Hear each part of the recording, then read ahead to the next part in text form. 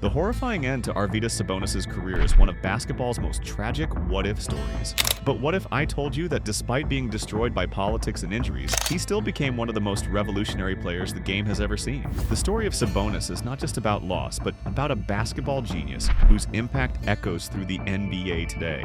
Arvydas Sabonis was born in Lithuania when it was still part of the Soviet Union. From the very beginning, he was different. At just 13 years old, he started his basketball journey, and by 15, he was already on the Soviet national junior team. His talent was so obvious that Indiana coach Bobby Knight called him the best young player in the world in 1981. This was no ordinary big man. At 7 feet 3 inches tall, Sabonis played like a point guard trapped in a center's body. His European career was absolutely incredible. He led his hometown team Žalgiris Kaunas to 3 straight Soviet Premier League titles and a FIBA Club World Cup championship. On the international stage, he was unstoppable. He won gold at the 1982 World Championships, silver in 1986, and captured the ultimate prize with a gold medal at the 1988 Seoul Olympics with the Soviet Union. What made him special was his complete skill set. He had a soft hook shot, dominated in the post, could shoot from three-point range, and passed better than most point guards. Bill Walton famously called him a 7'3" Larry Bird. On defense, he was a devastating rim protector with incredible timing and quick feet for his size. But behind all this success was brewing a perfect storm of tragedy. His Lithuanian team had broken the dynasty of the Moscow-based CSKA team, which had won 9 straight championships. The coach of that Moscow team was also the head coach of the Soviet national team, and Sabonis was treated like an outcast because of his Lithuanian heritage. This created a dangerous conflict that would destroy his body. In 1985, the Atlanta Hawks drafted Sabonis, but the pick was voided because he was under 21. The following year, the Portland Trail Blazers selected him with the 24th overall pick, but Soviet authorities viewed their athletes as state property and would not let him leave to play in America. The Cold War had trapped one of basketball's greatest talents behind an iron curtain. While politics held him prisoner, his body began falling apart. In spring 1986, shortly after Portland drafted him, he suffered a strained Achilles tendon. Instead of letting it heal, Soviet officials forced him to play through the injury. It eventually tore later that year, then tore again in 1987. His coaches and national officials, desperate to defeat the United States, and under massive pressure from the state, rushed him back onto the court without proper rest. This led to chronic knee, ankle, and groin problems that destroyed the tremendous athleticism he had shown before his first injury. Make sure to subscribe to our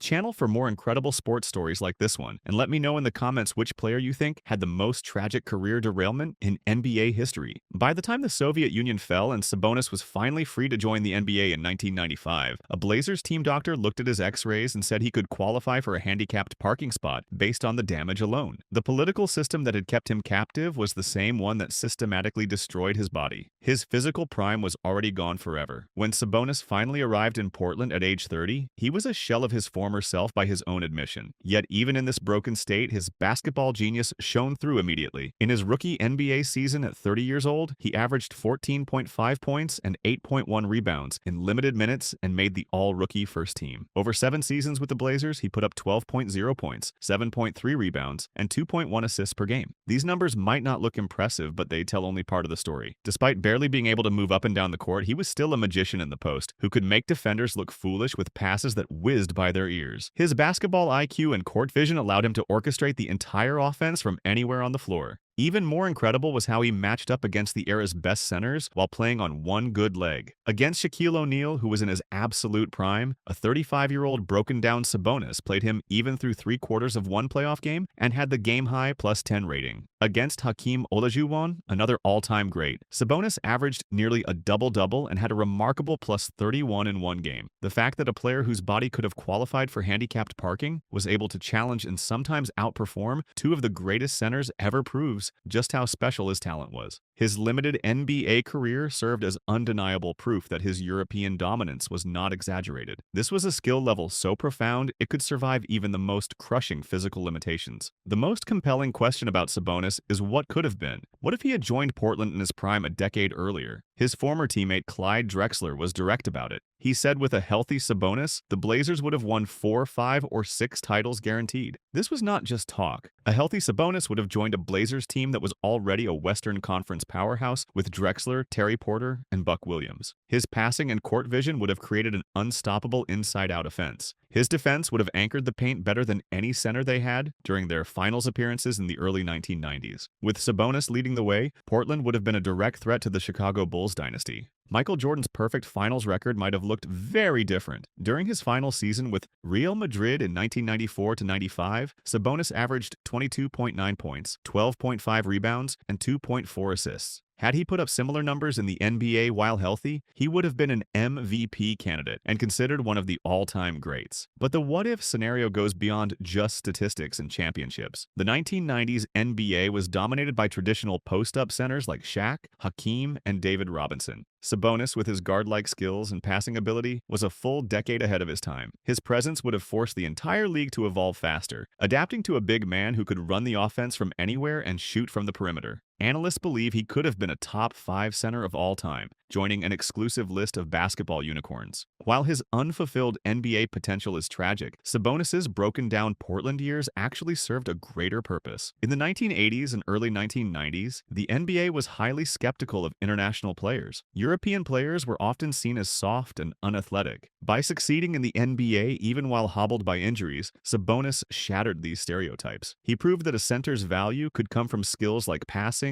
shooting, and basketball intelligence rather than just brute force. His revolutionary impact is best seen today through modern players. Kevin Garnett famously said that Nikola Jokic is the closest thing to Sabonis he has ever seen. Both are towering skilled players who operate with point guard vision, using high basketball IQ and unique footwork to dominate. The key difference is that a prime Sabonis had athleticism that even Jokic lacks. His ability to run the floor and get chase down blocks showed the full scope of what was lost to his injuries. The influence of Sabonis extends beyond individual comparisons to modern stars. His style of play essentially created the blueprint for today's versatile big men who can handle the ball, initiate offense, and stretch the floor with their shooting. Players like Pau Gasol, Dirk Nowitzki, and even current stars like Joel Embiid and Karl Anthony Towns all owe something to the path Sabonis carved. He proved that size and skill could coexist at the highest level, that a 7-footer could be the smartest player on the court rather than just the biggest. His European success and eventual NBA validation opened doors for international prospects who might have been overlooked in earlier eras. Teams began scouting overseas more seriously, looking for the next skilled big man who could change their franchise. The modern NBA, with its emphasis on positionless basketball and skill over pure athleticism, is essentially playing the game Sabonis envisioned decades ago. Sabonis joins other tragic tales of lost potential like his Portland teammates Brandon Roy and Greg Oden, whose careers were also destroyed by injuries. Grant Hill was another superstar whose career was consumed by ankle problems. But Sabonis' story is unique because geopolitics and injury were so intertwined. His broken body became a sacrifice that helped open doors for skilled big men from around the world. The career of Arvydas Sabonis stands as a monument to what could have been. He was a basketball genius whose revolutionary skills were first held captive by politics, then destroyed by the same system that demanded his greatness.